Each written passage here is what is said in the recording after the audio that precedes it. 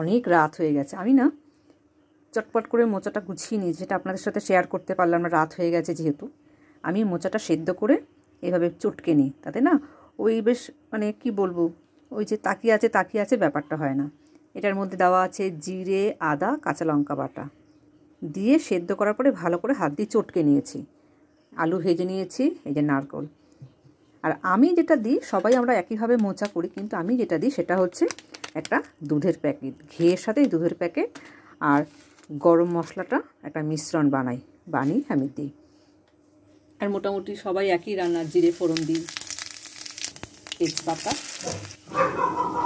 এটা যেই একটু ভাজা ভাজা হবে, চার্লির চিৎকার শুরু হয়ে গেছে। দিয়ে দেবো মোচা মাখানোটা।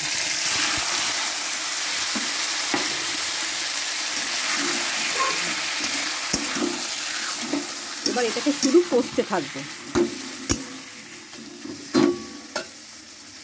এটা কিছুক্ষণের জন্য ঢেকে দেবো, এতে রান্নাটা খুব সুন্দর হবে। এই মিশ্রণটাই হচ্ছে আমার মোচা রান্নার একটা স্পেশাল জিনিস, যেটা আপনার স্বাদটাকে না খুব সুন্দর দ্বিগুণ করে দেয়। কথায় বলে না, সে দ্বিগুণ। এটাকে ভালো করে আমি এটা ঢেকে রাখবো কিছুক্ষণের জন্য, একটু জল দিয়ে গুলে ঢেকে রেখে দেবো। পুরোটা ভালোভাবে দেখাতে পারছি না, কারণ এক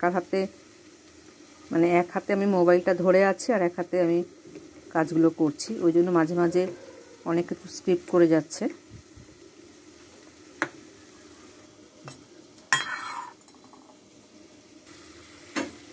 চটপট মানে যতটা সহজে সম্ভব আমি আপনাদেরকে দেখাচ্ছি, এইভাবে করে দেখবে ভালো লাগে। মাঝখানে আমি তুলে না আলু আর নারকেলটা দিয়ে দিয়েছি। এইভাবে করলে কি বলবো, মানে অনেকটা তাড়াতাড়ি হয়, খেতেও ভালো লাগে আর জলও লাগে না। ঢেকে ঢেকে করলে না জল দিতে হবে না কষাবার সময়, কারণ মাংসটা তো অলরেডি মাঝখানে আগে মাংস করেছি বলে মাংস বেরিয়ে আসছে মুখ থেকে। মানে আমি আলু আর নারকেলটা দিয়েছি, এবার একটু চিনি দেবো। মোচায় যেমন ঝাল তেমন মিষ্টি হবে, নাহলে কিন্তু খেতে ভালো লাগে না। তাই তো মোচা প্রায় হয়ে এসেছে। আসলে রায়বাবু কোথা থেকে মোচাগুলো নিয়ে আসে, এত ভালো এত সুন্দর। বরাবরই দেখি রায়বাবু মোচা টোচাগুলো খুব ভালো নিয়ে আসে। প্রায় হয়ে এসছে, আর একটু ঢেকে দেবো, আর মিনিট 5 মতন ঢেকে দেবো, হয়ে যাবে আমার মোচা রান্না। এইভাবে করে দেখবেন, ভালো লাগবে।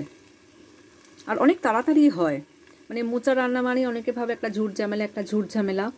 দেখুন এখন প্রায় আমার কটা বাজে, দাঁড়ান, প্রায় 11:30 বাজে।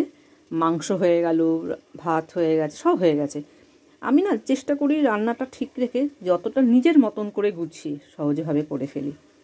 যদিও পিয়া আমাকে অনেকটাই সাহায্য করে। আমি আসার আগে পিয়া কেটেটাকে গুছিয়ে রেখেছি, ওই জন্য তাড়াতাড়ি হয়ে গেছে। অনেকটা রান্নাতে আমাকে সাহায্য করে, কেটে টেটে দেওয়া, গুছিয়ে দেওয়া, সেই জন্যই হয়ে গেল আজকে। চলো দেখি, চলুন। এই যে হয়ে এসছে আমার মোচা। এবার আমি যে মিশ্রণটি বানিয়ে রেখেছি এটা দিয়ে দেবো। একা হাতে করলে যে কত সমস্যা হয় না, দেখুন খুলে পড়ে যাচ্ছে। দেখেছেন তো, একটা ভিডিও করতে গেলে কত সমস্যার সম্মুখীন হতে হয়। আমি কোনোটাই এডিট করব না। এই যে পড়ে গেছে কড়াই, এগুলো সবার ক্ষেত্রেই হয়, হয়তো কেউ দেখায় কেউ দেখায় না। আমি পুরোটাই আপনাদের সাথে শেয়ার করব। তো আমার মোচা রেডি। আর হ্যাঁ, দেখুন এত কষ্ট করে করছি, এত রাতে আপনাদের সাথে শেয়ার করছি।